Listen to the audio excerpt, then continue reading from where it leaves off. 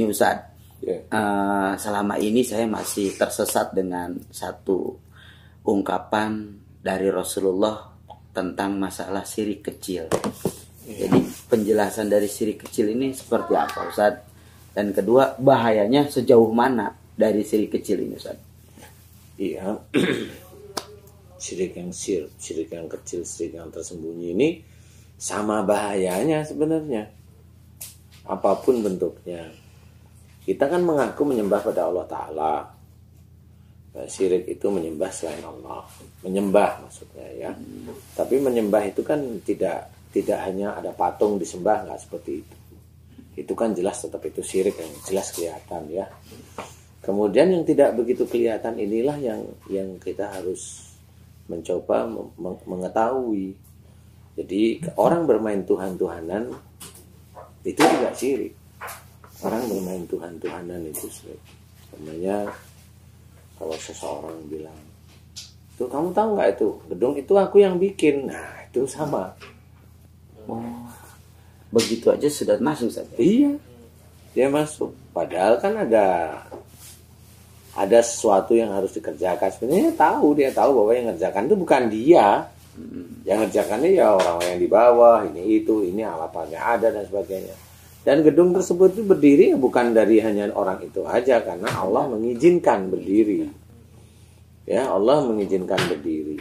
Nah, pada waktu itu sudah jadi, kemudian dia mengaku atau dia itu memberitahu bahwa gedung itu aku dulu yang bangun. Negara Indonesia ini aku dulu yang ngeset, aku yang begini. Begitu ya, itu sih sama. Dia bermain Tuhan sebenarnya. Benar, jadi dia sudah mewakili dia bahwa Tuhan dia. Dia mewakili bahwa dia Tuhan. Nah itu seperti itu nggak boleh. Nah yang lebih kecil lagi, mamanya begini. Salah satu contohnya mamanya. Dia itu dulu kan, sekarang kan terkenal. Dulu kalau dia itu nggak aku tolong, dia nggak akan bisa seperti itu. Nah sama, dia bermain Tuhan dia sebenarnya. Kenapa? Karena dia merasa dialah yang menolong orang tersebut. Nah itu sama, padahal yang maha menolong itu siapa? Ya Allah. Tapi kenapa kita itu mengaku? Nah itu juga sama. Jadi itu ada di sekitar kita dan sangat banyak. Apalagi kalau kita sudah ngomongnya maaf nih ya. Kita sering nih membantu saudara kita atau teman kita nih. Membantu nih sering ya, bukan cuma sekali dua kali, sering. Suatu ketika teman atau saudara kita itu ngelunjak. Ya. Melunjak kepada kita nih. Nah, melunjak itu sehingga menjadikan kita jengkel. Nah, suatu ketika muncullah kata-kata, kamu tuh dari dulu aku tolong ya. Kamu sekarang nggak punya ini. Nah, itu langsung habis dia. Kelar sedekahnya hilang. Ya Allah. Ngungkit itu doang. Karena ngungkit kan nggak boleh dalam Quran. Sesederhana itu kalimatnya padahal ya. Ngabisin semua perkara. Sebenarnya nggak sederhana juga sih. Tapi ringan itu kelihatan ringan. Iya, kelihatan ringan itu kan nafsu. Ya. Pada waktu seseorang yang dia tolong itu melakukan sesuatu kegiatan yang menjadikan dia merasa teraniaya, orang itu kan sebenarnya ujian bagi dia. Yang harus kita ingatkan tetap bahwa Allah menciptakan orang itu ujian bagi yang lainnya. Wa ja'alna ba'dakum libatin fitnatan atasbirun. Sudah diceritakan dalam Quran bahwa Allah menciptakan orang lain itu ujian bagi kita. Sama, berarti kita juga bagian ujian dari orang lain. Lah kalau ujian kan harus dihadapi dengan sabar. Lah kenapa kata-kata yang keluar itu bukan dengan oh iya ya ini ujian dari Allah untuk saya. Iya. Bismillah, mudah-mudahan saya bisa ya Allah, kan gitu. Ini yang keluar kadang lu perlu tahu diri dong ya. Nah, kan gitu. Nah, kalau yang ngomong begitu nafsu atau iman, kan begitu aja. Nafsu. Nah, kalau nafsu itu kan keluar dari jalur iman. Nah, kalau itu dilakukan terus-menerus, habis itu dia jengkel, marah, kesono masih ada dia maki-maki si itu. Nah, disitulah itu rusaknya sholat kita itu ya di titik-titik itu sebenarnya. Ngaruh Ustaz sama amal ibadah, puasa, semua itu berpengaruh. Kesehatan. Dan pertanyaannya adalah orang yang begitu, dia mohon ampun nggak pada Allah Ta'ala? Entah malamnya, entah besoknya, entah seminggu, sebulan, mohon ampun nggak sih? Tentu. Kagak. Benar. Rata-rata kagak yang begitu. Dan itu baru persoalan satu. Kalau persoalannya banyak. Nah, itulah salah satu hal yang harus kita hati-hati kalau memang melihat sesuatu nggak cocok sama hati kita, otak kita, nafsu kita, itu kita lihat, oh ini ujian, udah berhenti di situ.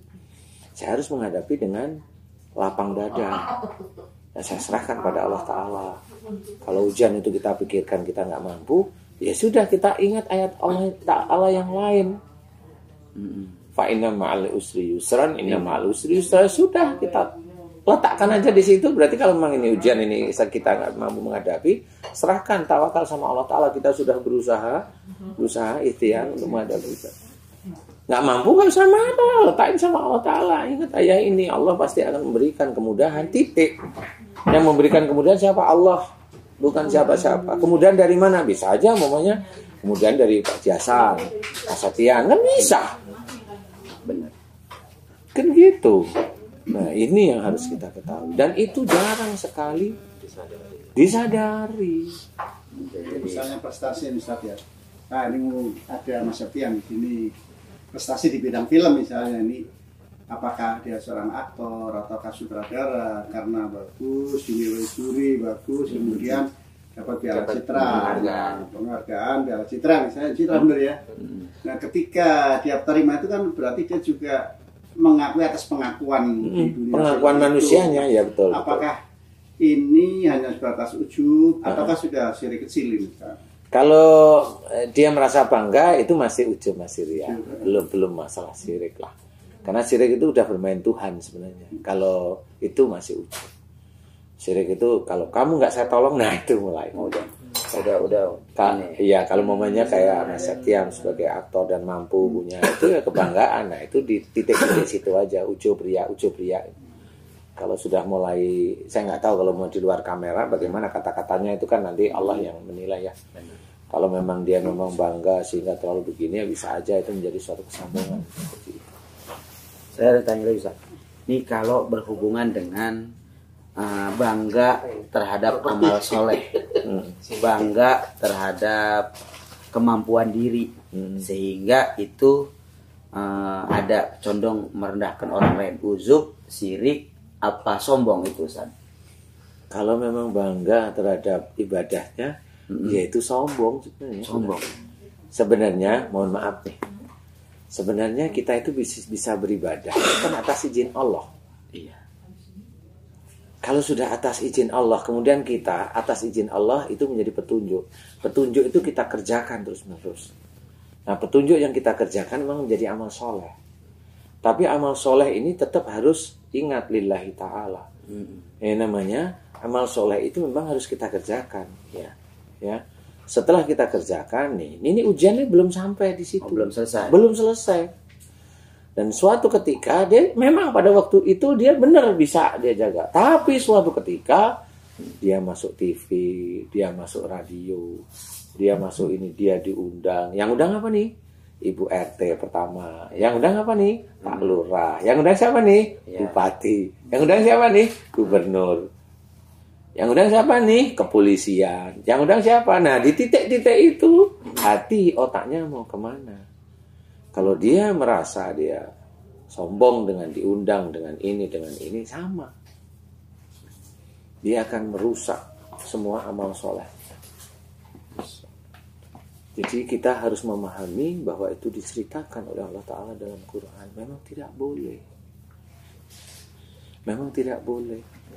Itu bisa aja diceritakan. Sholat kita itu bisa celaka kok kalau kita lalai. Benar. Iya kan, kalau kita lalai udah celaka sholat kita. Sholatnya loh. Iya. Kemudian apalagi kita sampai ria masih kecil ria ini. Masih di titik-titik ingin dilihat orang. Kalau besar ombak namanya. Ombak namanya. Tapi sayangnya itu iya. Jadi itu yang harus kita pikirkan terus-menerus, lekat dalam hati kita. Kalau dia ibadahnya disombongin, sudah habis dia. Dia ibadah itu akan habis ditelan dengan kesombongannya, ditelan dengan kebanggaannya, ditelan dengan besar kepalanya, dia habis. Nanti taunya nanti di akhirat yang seperti itu. Insya Allah Taunya di akhirat. Kalau di dunia mah nggak tahu. Momennya ada nih. Ada seseorang yang ngomong, kamu kan dakwah tuh. Kenapa harus pakai peci? Pakai dong sorban kayak gini nih, biar kelihatan gagah, mamanya. Lah kalau dia itu ngomong gitu ya, itu habis itu ibadahnya. Bahasa itu aja, Zat. Lah iya, peci, sorban dan sebagainya tidak dilihat oleh Allah Ta'ala. Yang dilihat oleh Allah Ta'ala itu ketakwaannya. Nah, takwa itu gimana? Tahu agama, tahu syariat, diamalkan. Tahu dia menjaga gimana dia tidak sombong. Lepas dia pecinya. Takut saya sombong, umpamanya. Boleh, silahkan. Dia pakai peci. Kenapa kau pakai peci? Biar saya tidak melakukan perbuatan dolim, maksiat. Nggak apa-apa, silahkan. Kalau misalnya saya kemana-mana pakai koko biar dilihat soleh, gimana?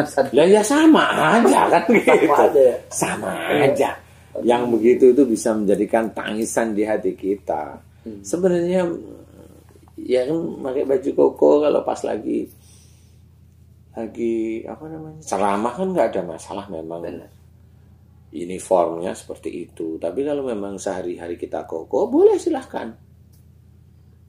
Tapi kalau kita memang nggak mampu menjaga, ya nggak usah pakai koko. Nggak usah, saya hanya bilang untuk saya sendiri aja. Ya nggak usah, daripada nanti kita bisa menjadi ria, ujub seperti itu. Karena harus hati-hati. Itu kita jaga. Bukan berarti kita harus, biar saya tidak melakukan maksiat. Lah, emang nggak maksiat. Ujub sama riaknya ada nggak? Kan gitu. Emang nggak maksiat sih. Ujub riak itu maksiat? Enggak. Tapi nggak boleh. Gitu. Sama. Jadi bukan, nggak masalah nih pakai apapun, nggak masalah. Tapi bisa nggak. Seperti itu. Jadi itu yang harus kita pikirkan, kita terapkan di diri kita, sehingga bagaimana kita itu senantiasa tawadu pada Allah Ta'ala. Itu memang susah, sangat susah sekali. Namanya kita itu disuruh bersyukur sama Allah Ta'ala aja masih belang belonteng ya. Syukurnya itu gimana? Kan biasanya kalau namanya syukur itu ya kalau dikasih sesuatu bersyukur, alhamdulillah, boleh, nggak salah. Tetapi syukurnya itu betul mensyukuri itu adalah dari Allah atau syukur karena senang duniawi, kan beda sudah. Benar? Coba kalau dia senang karena Allah Ta'ala, saya yang mau tanya, kamu bersyukur nggak tiap pagi dibangunin sama Allah Ta'ala? Hanya itu aja saya itu tanya. Awalnya itu dulu aja, bangkit, bisa sholat, itu disyukuri nggak? Itu aja dulu. Nggak cuma nerima uang, nggak cuma nerima amplop, nggak cuma nerima bulanan, enggak, itu aja dulu. Kalau itu pasti dia mau nyenengin. Kan gitu. Coba kalau memang namanya bersyukur, dia akan senantiasa ingat. Malamnya pada waktu rebahan mulai dia tata susunan doanya, ya Allah, alhamdulillah sejak hari ini dari pagi Engkau bangunkan aku. Alhamdulillah aku bisa menjalankan sholat dan pekerjaan lain. Ya Allah, semua pekerjaan yang aku lakukan hari ini semuanya atas izin-Mu, atas izin. Semua pekerjaan yang aku kerjakan adalah pekerjaan dari-Mu. Alhamdulillah ya Allah, dan pekerjaan yang aku kerjakan tersebut bisa aku kerjakan karena nikmat dari-Mu. Nikmat yang mana? Nikmat bisa bernapas, nikmat bisa bergerak, nikmat bisa ngomong, nikmat bisa mendengar, nikmat bisa berjalan. Kok nggak pernah sih? Syukur yang gimana yang mau disyukurin? Syukur dapat uangnya. Itu kan syukur karena seneng aja. Iya, karena seneng. Coba kalau syukur nikmat. Nah inilah orang yang begini memang carinya susah. Tiap kali mau merebahkan dia bersyukur 1 hari, bersyukur 1 minggu, terus begitu terus. Akhirnya dia sadar bahwa tubuhnya dia itu bukan milik dia sebenarnya. Ini milik Allah, yang gerainnya Allah udah. Apa yang mau dibanggakan dengan tubuh kita? Dia ganteng, dia cantik. Nah, dia nggak akan bangga, biasa ini milik Allah. Itu aja. Nah ini jarang yang seperti itu, bersyukur yang seperti itu. Padahal semuanya kita syukurin. Kita bisa ngisi ngaji di siraman kolbu, ya kita syukuri ya, sehari-hari mah harus seperti itu Pak Nurban. Ya Allah, alhamdulillah atas izinmu aku bisa menjalankan pekerjaan atau aku bisa mengerjakan pekerjaan-pekerjaan yang engkau berikan kepadaku, titik. Walaupun pekerjaan itu melalui Haji Hasan, melalui Mbak Devi yang ngatur, melalui orang-orang atasan siraman kolbu yang lain, tapi itu semuanya dari Allah Ta'ala.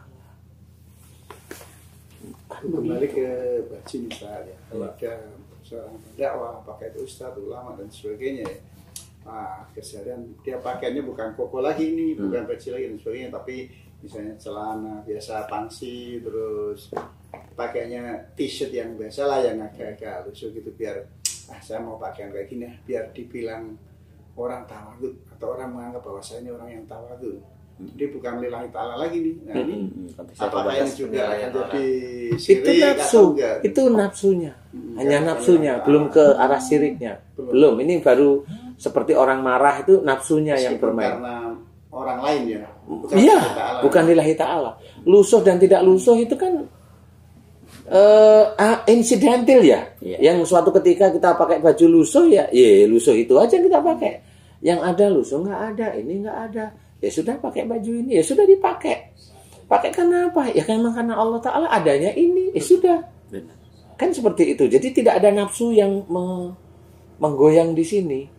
Jadi dia apa adanya biasanya. Jadi apa adanya murni, bukan dibuat-buat. Murni bukan dibuat-buat, walaupun kelihatan biar saya kelihatan tawadu. Itu malah nafsu. Itu beda. Itu malah nafsu. Oh iya. Tawadu itu bukan karena niatnya untuk tawadu. Boleh sebenarnya. Tapi tawadu itu sebenarnya bentuk ketakwaan. Sehingga dia mau ngomong terhadap seseorang pun ketakwaan dia akan muncul dan dia ngomongnya tertata rapi. Tidak nyakitin temen yang sini, tidak nyakitin temen yang situ. Ya itu tawadu. Dia ilmu agamanya tinggi. Dia mencoba menyesuaikan. Orang di sekitarnya ini nggak tahu begitu tahu tentang agama. Ya dia tahu, dia sholat, dia puasa. Tapi nggak tahu tentang masalah syariat yang lain. Ya dia ngikutin. Nggak daki-daki yang tinggi-tinggi yang diomongkan sehingga orang bisa menilai. Biar saya dinilai pintar. Ya nggak boleh juga. Itu tuh. Nggak boleh juga yang begitu. Itu kan sama. Itu kan ujub riaknya muncul di situ. Biasa aja mah kita yang merendah. Nah, yang merendah itulah kita mencoba mengamalkan salah satu firman Allah Ta'ala. Wa ibadur rahmanil ladina yamshuna 'alal ardi hauna, dan hamba Allah yang dikasihi ada orang-orang yang berjalan di muka bumi dengan rendah hati. Di sini ayat ini sebenarnya bagi orang yang ditinggikan oleh Allah Ta'ala. Tapi oleh Allah Ta'ala di sini diperlihatkan dia berjalan di muka bumi dengan rendah hati. Berjalan di muka bumi ini maksudnya adalah melakukan pekerjaan sehari-hari. Dia sebagai dokter, dia rendah hati. Dia sebagai insinyur, dia rendah hati. Dia sebagai pejabat, artis, semuanya pendakwah, dia rendah hati. Ini masuk ayat ini, dia dikasihi sama Allah Ta'ala. Nah kalau namanya dikasihi, ya pasti apa-apa kalau memang itu yang diminta itu menurut Allah Ta'ala umum. Apalagi yang diminta dia itu kan untuk dakwah, kasih sama Allah Ta'ala. Benar, dikasih. Kasih sama Allah Ta'ala kalau untuk dakwah. Karena dia belajar, dia sendiri belajar takwa sama Allah Ta'ala. Dia belajar tawadu yang nanti akan menjadikan yang tadi dia diinikan sama Pak Haji Hasan. Seperti itu. Jadi tanya atau nambahin atau cerita. Harus hati-hati. Bener, harus hati-hati. Kayaknya banyak apa peluang-peluang kesalahan. Emang makanya perlu apa? Ketemu, silaturahmi, belajar gitu untuk ya supaya kita was-was terus. Kita gitu. bisa periksa diri kita ya. Iya. Tadi waktu ngobrol saya tertarik banget itu Pak Ustadz bilang mengajari apa tentang akhlak atau ini sejak dini itu keren, karena nanti ujungnya itu kita begini nih karena dulunya pernah. Iya, benar. Itu keren. Bagus saya bilang. Bukan keren. Iya.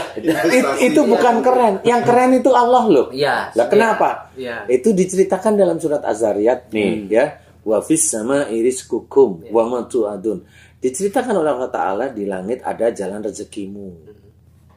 Dan yang dijanjikan oleh Allah kepadamu. yang dijanjikan oleh Allah Ta'ala kepada kita, itu berarti ini maksudnya surga. Ya. Jelas lah kalau ini insya Allah. Kemudian di langit ada jalan rezeki. Nah, rezeki kita itu di langit sudah ada. Cuma bagaimana kita itu mengambil jalan rezeki kita. Diceritakan oleh Allah Ta'ala, innahum kanu qabla dzalika muhsinin, sesungguhnya mereka di dunia selalu berbuat kebaikan. Nah kan benar tadi. Bukan masalah keren. Allah sudah menceritakan dalam surat Az-Zariyat ini. Kita disuruh berbuat baik. Ya kan? Ya sholat, ya ngaji, ya puasa. Berbuat baik lagi kepada orang tua baik, kepada saudara baik. Siapa lagi? Dengan teman baik. Baik yang bagaimana? Kata-kata dijaga, berpikir dijaga, telinga dijaga, langkah-langkah kita dijaga. Itu berbuat baik. Nanti jalan rezeki akan diturunkan oleh Allah Ta'ala. Makanya kalau tadi Mas Septian bilang, oh itu keren. Bukan keren, itu memang hebat. Ya, karena Allah memang menyuruhnya seperti itu. Apalagi nanti buntut-buntutnya, waduh malah ngeri lagi nih. Ya, kanu qalilan minal laili ma yahjaun. Ini diceritakan di situ bahwa orang yang menyedikitkan tidur di waktu malam. Karena pada zaman Rasul di situ orang yang belajar kepada Rasul itu kan, Rasul itu bekerja tiap fajar sampai petang. Kemudian di waktu malamnya baru memberikan pelajaran tentang Quran. Nah orang yang mendengarkan ini juga akan mendapatkan jalan rezekinya. Lu kan sudah harus dijelaskan seperti itu. Bagaimana jalan rezeki itu hanya Allah Ta'ala, kita tidak tahu. Benar. Kita upaya doang. Kita upaya aja, kita ngikutin Allah. Tapi ngikutin itu ya, oh ini orang mendengarkan pengajian, ya udah kita ikutin pengajiannya. Yang baik maksudnya ya. Kemudian kita ikhtiar aja. Kerja biasa seperti itu. Nanti Allah yang akan mengatur kita. Kita kan maunya saya mau jadi pendakwah, ya kan nggak tahu. Saya mau jadi artis kan nggak tahu. Jadi artis baru dipakai sekali, 2 kali, 3 kali, selesai lah. Pusing lagi kan gitu. Dipanggil-panggil. Nggak dipanggil-panggil. Mau dipanggil, panggil Israel. Panggil Israel ya, manggil. Nah, itu juga harus hati-hati. Di situ ceritakan. Kemudian apalagi wabil asarihum yastaghfirun. Kalimat dari ayat ini menggelitik kita loh. Terus ya ayatnya ya. Wabil asarihum yastaghfirun. Ini hati-hati nih. Dan di penghujung malam mereka senantiasa memohon ampun. Nih. Biasanya kalau penghujung malam ini kita kan menjalanin salat sunnah tahajud atau qiyamul lail nih. Biasanya kan banyak yang cerita, udah mintalah di situ, minta apa aja boleh, silakan, nggak apa-apa, saya juga nggak ngelarang. Tapi Allah menyuruh, wastaghfir, kita disuruh mohon ampun. Nah, yang jarang itu yang ini malahan. Kebanyakan yang diberikan itu kan mintalah, curhat masih boleh-boleh aja. Tapi yang namanya mohon ampun, kok jarang. Harusnya ini dulu didahuluin. Nah, akhirnya harusnya mohon ampun itu didahuluin kalau ada persoalan itu. Kalau udah ngampunin pasti rahmatnya. Nah, sudah paham. Udah ikutin aja. Ampuni ya Allah jika selama ini aku hidup dunia itu apa-apa. Ampuni aku ya Allah jika aku dulu sebagai anak dinasihatin ayah saya. Ingat tadi waktu sama ayah, ya sudah nangis saja di situ mohon ampun. Dengan ibu begini ya Allah, ampuni aku ya. Terus, nah di situ titik itu kita muhasabah. Mohon ampun terus. Dan disitulah namanya petunjuk dan hidayah Allah itu mulai nanti diberikan. Harusnya seperti itu. Nah ini yang jarang dibahas. Jarang orang-orang tahu. Ya walaupun boleh minta silakan minta nggak apa-apa. Saya juga tidak melarang. Kan boleh minta, boleh. Tapi Allah nganjurin apa? Mohon ampun. Loh, Allah malah nganjurin loh. Minta ampun. Iya. Boleh minta ampun. Boleh silahkan. Tapi kalau Allah malah nganjurinnya, mohon ampun. Loh, ini malah anjuran Allah. Kenapa nggak kita lakukan gitu loh anjuran Allah. Jadi memang konsep doa itu kita banyak minta ampun dulu. Iya, memang seperti itu. Karena apa? Kebanyakan yang gagal itu biasanya disebabkan dari perilaku kita yang dolim itu. Dolim, tidak bersyukur. Loh kok tidak bersyukur? Emang iya. Dosa-dosa itu akhirnya nolak dari doa-doa kita gitu. Ya, tidak ketemu jalannya lah istilahnya. Oh, ketutup lah. Iya, ketutup boleh lah. Oh, jadi maksiat bisa menutup doa? Bisa insya Allah. Bisa. Bisa. Kalau dia maksiat, doanya dikabulkan.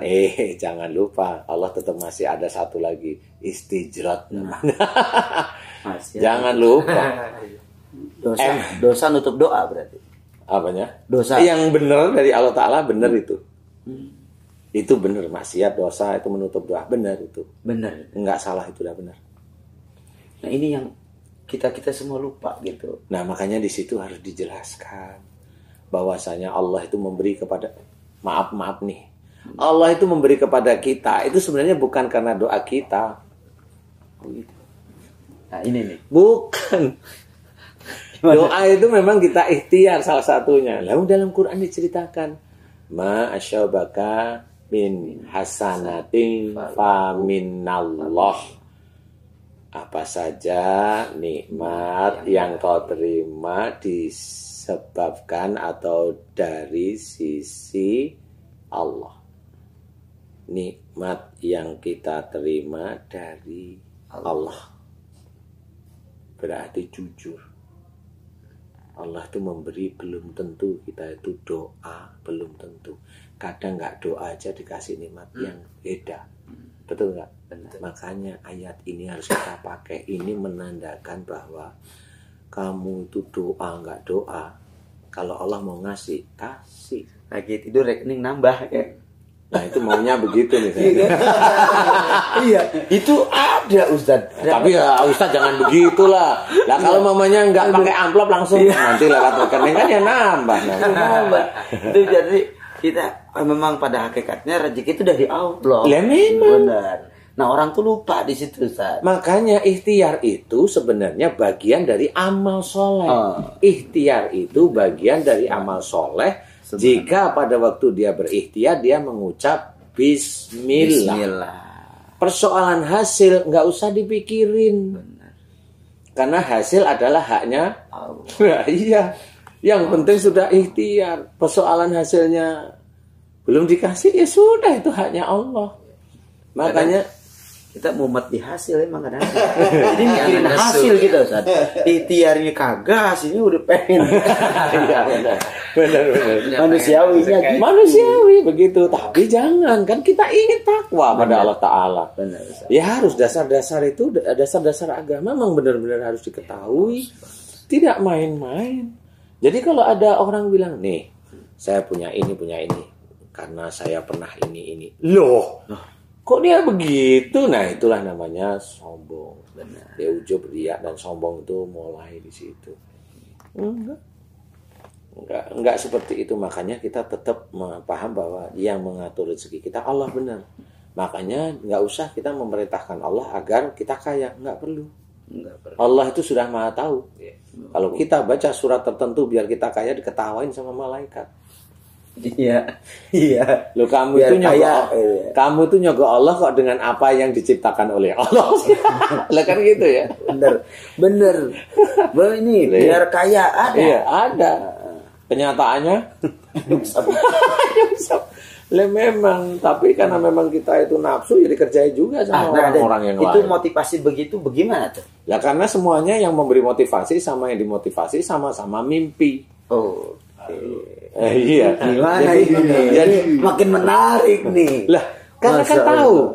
Iya. Semua nikmat yang kita terima dari sisi Allah, dari Allah. Benar. Benar ya? Itu dipahami dulu. Itu harus dipahami dulu rumusnya. Itu yang akan menjadikan kita mulai belajar tidak ujub, tidak riya, benar, tidak sombong. Loh, kan semua yang diberikan dari Allah. Lah saya kan hanya ikhtiar. Memang orang disuruh ikhtiar. Fa idza qudiyatis shalatu fantasiru fil ardh. Ya, kalau udah selesai sholat, bertebalah kamu ke muka bumi. Ikhtiarnya itu disuruh untuk mencari rezeki Allah, benar. Ayatnya udah jelas semua. Udah jelas. Nah, kalau kita ikhtiar tanpa basmalah, itu kan nggak ada pahala, nggak ada amal soleh. Nah, ikhtiar yang kita lakukan, alhamdulillah. Silakan. Jadi ikhtiar yang kita lakukan itu karena kita melakukan in frame, Mbak. Jadi ikhtiar yang kita lakukan itu karena kita menjalankan perintah Allah. dengan diawali dengan basmalah, lah kan jelas. Sehingga apa yang kita kerjakan itu insya Allah menjadi amal soleh nantinya di hadapan Allah Ta'ala. Ketemu sudah. Jadi kita adalah menjadi amal soleh. Iya. Nah kalau dibilang ikhtiar, semua ikhtiar kita menjadi amal soleh, yang ikhtiar yang mana sih? Ikhtiar yang mana? Saya mau tanya, semua kita kerja nih di kantoran, ya. Jadi artis. Nggak cuma artis, semua.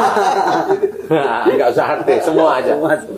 Pertanyaannya adalah, pada waktu kita itu mau kerja, mau nih berangkat dari rumah, basmalah enggak, itu nomor 1. Sampai di tempat kerja, hamdalah enggak.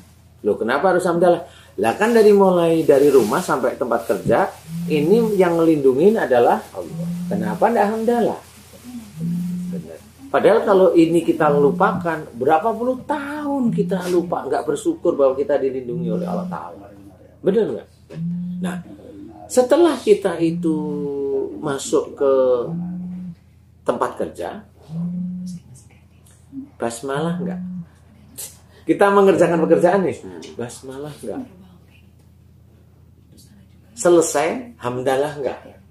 Berkaitan terus. Itu kan berkaitan terus. Kalau pekerjaan kita akan menjadi amal soleh, ya terus tuh.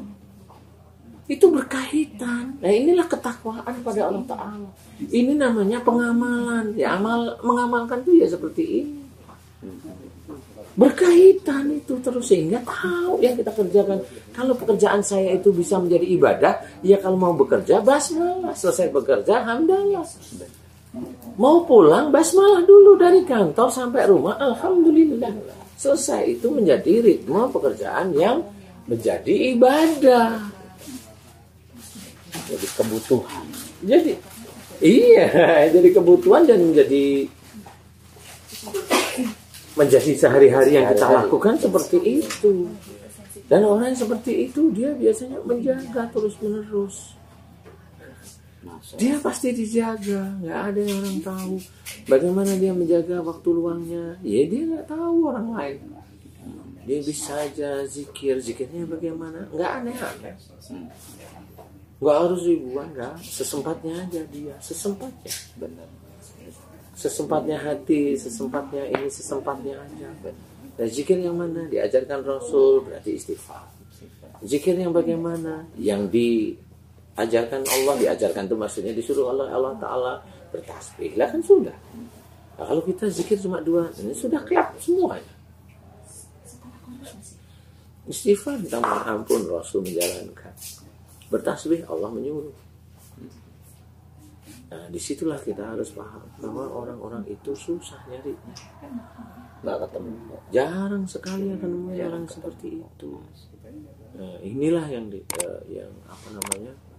yang harus kita pahami bahwa untuk menjaga ketakwaan kita sendiri pun susah.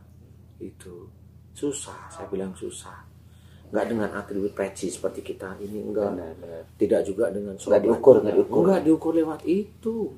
Allah itu mengukur itu, lihat begini aja langsung tahu. Sama seperti istilahnya jin itu enggak bisa ngumpet dari hadapan saya, itu seperti itu ya, mau ngumpet kemana? Kelihatan. Iya, mau kemana? Iya, kan gitu. Nah, disinilah sebenarnya harus kita kerjakan. Sehingga apa? Seperti umpamanya ayat demi ayat itu harus hafal. Selain hafal, diamalkan.